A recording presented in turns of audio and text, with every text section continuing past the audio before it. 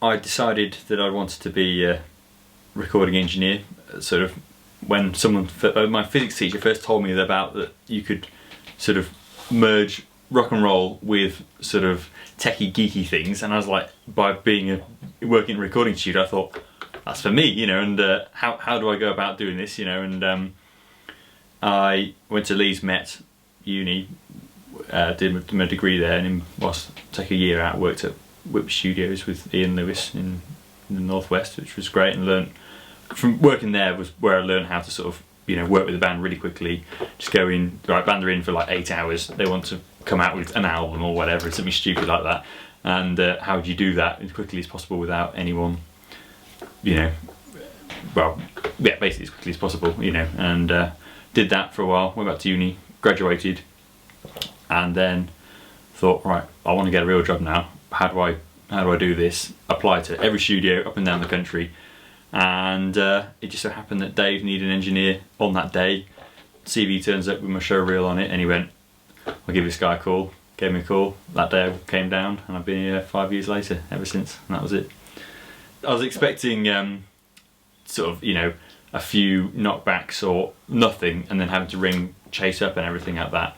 And I did get, you know, 1 or 2 emails saying thanks for your interest, but unfortunately we haven't got anyone. We'll keep you on file, blah blah blah, that sort of thing. On, you know, but then later that afternoon, I think I was still at my parents' house. I was in my dressing gown, and the phone goes, and it's like, it's Dave, and he sounded exhausted on the phone. And basically, since the engineer that worked here lasted, he'd left, and Dave had been running the studio himself for a year, and it had been chocker, and he had this one album which started off as a 2-week thing, and it went on for 3 months, and he was working Christmas Day, New Year's Eve, New Year's Day on this thing, and it had just finished, and he just thought, I can't be bothered with this, you know, I've got to get another engineer to at least take some of the load off. And yeah, gave me a call, and I was free that day, so I thought, right, great. I came down, met him, and I think one of the main things was that he was there sort of tidying up the studio ready for the next band arriving the following day, and I said, oh, do you want me to give you a hand? So I wrapped up some cables and helped him do the hoovering, and he obviously thought, right, this guy is the man for the job, you know, he just doesn't mind tidying up after himself. And yeah, came down, and on the first day it was Eddie and the Hot Rods, and they would come down to do an album with the sort of, you know, not the original lineup, it's the singer, but you know, and I turned up I think on the second day, because they were starting the following day, and I came down the Friday, and I got here. Dave sort of sat with me for a while to see that I knew what we were doing. We were recording all on Radar, and I'd never used it before, but it's pretty straightforward. So, you know, he said, right, yeah, this is how the desk works. Okay, yeah, I can work that out, right? And he goes, okay, well, I'm going out for a meal tonight, so this is my mobile number. Any problems, give me a call. And that was it.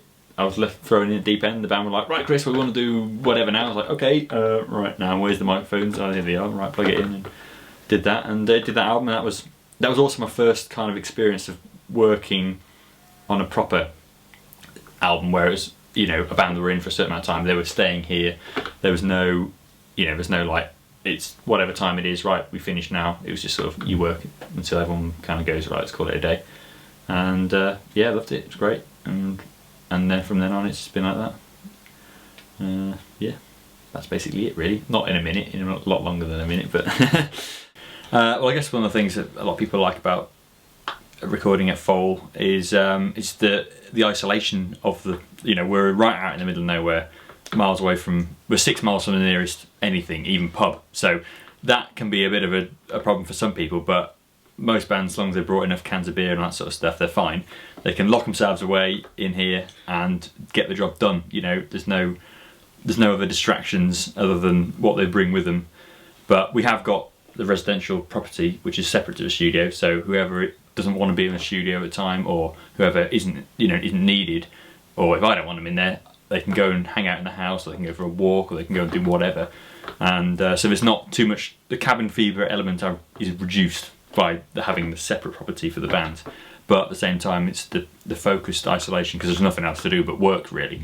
So it works well for a lot of bands, you know, and also there's no neighbours to speak of, and you know, no one's going to complain if everyone makes loads of noise, and till, you know, 5 in the morning they can, and you know, sometimes when you have to, you can, you know, you work until the sun comes up, which is, you know, has happened on more occasions than I'd like to happen, really, but you know, but it's fine. No one, you know, there's no problems with that, and yeah, it's good, and there's just a good vibe of the place. I think the sort of, there's very much a sort of 70s vibe of the building, because they built it in the 70s, and it's I think a lot of people like that. It feels like they're in a real recording studio, you know, as opposed to a sterile, modern, you know, white box, you know, or whatever. They like the kind of, it looks a bit like when they look through classic albums of Zeppelin and the Stones, and when they went to these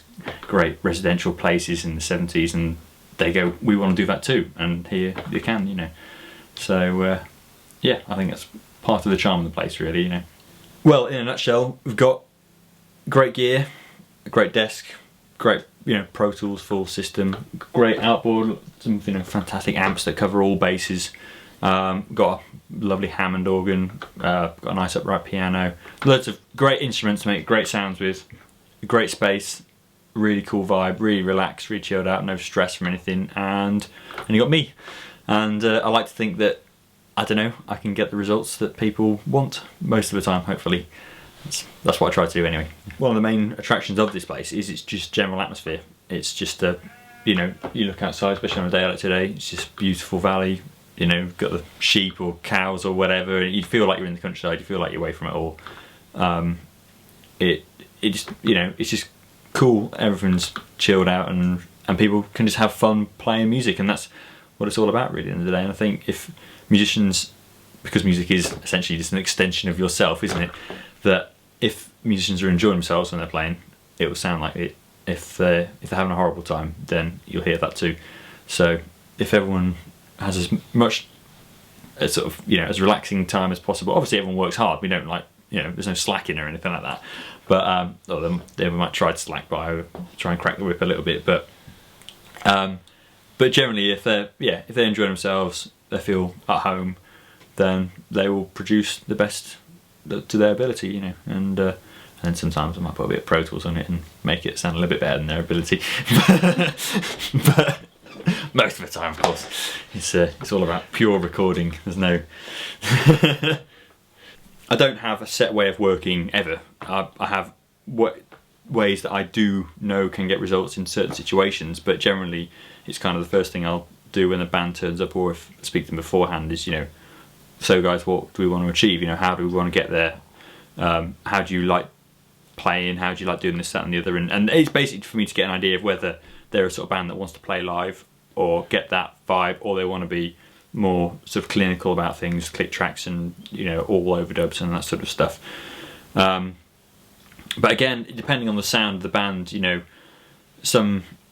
I personally really like, you know, the sort of natural sounding recordings, you know, people like Steve Albini, for example, who are just amazing, you know, and that kind of thing. I try and incorporate that where I can in, you know, if the band sort of suits it. So, you know, I do like using lots of kind of room mics and things like that to get that sort of sound, because we do have, the studio floor is not huge, you know, it is a big sounding room, especially the smaller, ironically, drum room, and that is unique to the studio. It's, you know, nothing sounds like that, and it's a good sound just by chance, and particularly with drums and other sort of you know, bright instruments, there's like, you know, brass and that sort of thing goes in there as well, and it sounds great.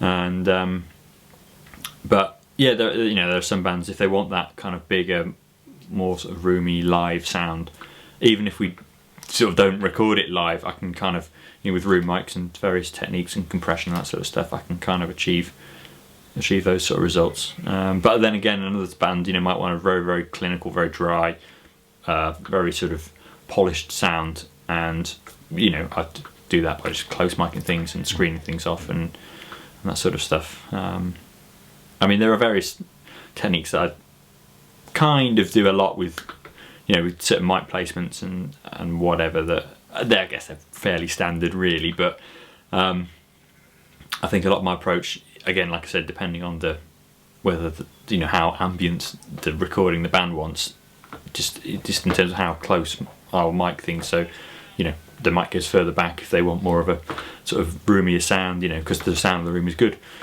But I generally use similar sorts of mics on most other things. It's just the positioning that's the thing that I alter, really. I probably would use more mics if we had more, but the selection that we've got is good, but it's not massive, so I use everything and I use it all the time, really. Yeah, that's kind of it. I guess on guitar amps, one thing that I do a lot, especially for the heavier bands, I'll always use a sort of 57 and a 41 Sennheiser mic. I generally always use those together, and I put them, trying to line the diaphragms as close as possible to minimise phasing problems, and have them sort of either side of the centre of the cone, and move them around a bit, sort of depending on inner or out of the cone, sort of how bright a sort of sound you want, and that gets like a nice cutting, sort of powerful, distorted guitar tone, and a lot of the time with the amplifiers that we've got over there, we've got some great amps in Mesa Boogie and the PV5150, which are brilliant for the sort of high gain metal, and might stick some sort of distortion in front of that, like a Tube Screamer type thing. I've recently bought a sort of Tube Screamer clone pedal, which is sort of designed for more sort of heavier, low tune guitars, which is quite cool. I used that recently. So yeah, for that sort of the ultra metal type stuff, use them. But for some of the other bands, we've got a great Fender Twin, 70s Fender Twin, sounds fantastic. A lot of the time I'll just record that with, sort of U87 a step further back. Nice sound with that. I have done it before, but I'm not a massive fan of sort of top and bottom on toms. Just mainly because, especially if you've got a big kit with like lots of toms, lots of cymbals, you need to have lots of mics. And if I'm top and bottoming the toms as well, you end up using like sort of 30 channels on your drum kit, which is just a bit ridiculous, really, a lot of the time. And I think, yes, I'll always mic for a sort of heavy metal band, sort of like a modern heavy metal band type setup. I'll obviously mic all the drums up, and then spot mic certain cymbals like the ride. A lot of the time I'll sort of use 3 or possibly 4 overheads over the kit, because but they're set close to the cymbals, so that there's reducing spill from reducing the room as well, because a lot of the time it's so fast you can't have a roomy sound. So generally in that situation, normally 3 overheads. But yeah, close to the cymbals to try and pick up, they go, oh, I really want to hear that little splash in that bit there. Okay, we can do that, that sort of thing. And then kick drums, I normally always use SM91 Shure B to the flat sort of condenser mic in there, and B to 52, the combination of those. But a lot of the time as well, the bass drum itself is going to be replaced with a sort of, even if it's the sound of the bass drum is good, it will be sampled and then replaced with that to get the constant sort of sound that those sort of bands want, really. Especially with the tempos that a lot of these bands are playing at, it's so fast that you can't physically play a drum that fast with it and get that clicky, punchy, hard sound, So in that sort of situation, I'll sometimes put a sort of D-drum type trigger on the skin, record the output from that as though it was a microphone, and that then you can, something like Drumagog or whatever will actually pick up the trigger output and replace more accurately than it can do off the actual audio waveform from the microphone itself. That's quite a good one to do. But then other bands, they just want a sort of more real sound.